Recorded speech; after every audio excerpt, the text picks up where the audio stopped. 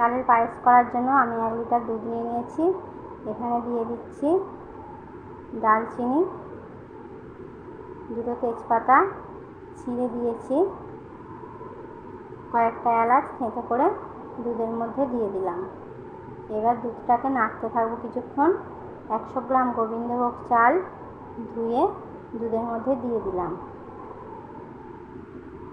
এবার বেশ কিছুক্ষণ নাড়তে থাকবো যাতে চালটা সিদ্ধ হয়। চালটা সিদ্ধ হচ্ছে, দুধটা অনেকটা ঘন হয়ে এসেছে।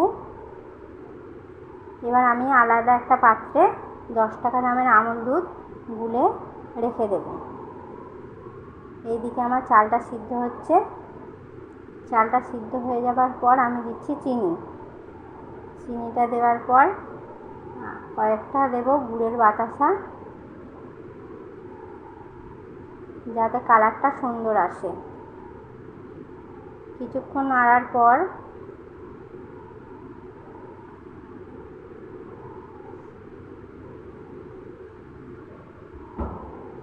তারপর আমি যে দুধটা গুলে রেখেছিলাম সেটা এখানে দিয়ে দেব।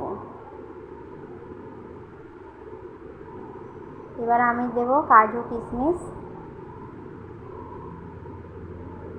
কয়েকটা এলাচ থেঁতো করে রেখেছিলাম সেটা আমি দিয়ে দিলাম। এইবার নাড়তে থাকবো। পায়েস রেডি হয়ে গেছে, দেখুন অনেকটা ঘন হয়ে এসেছে পায়েস।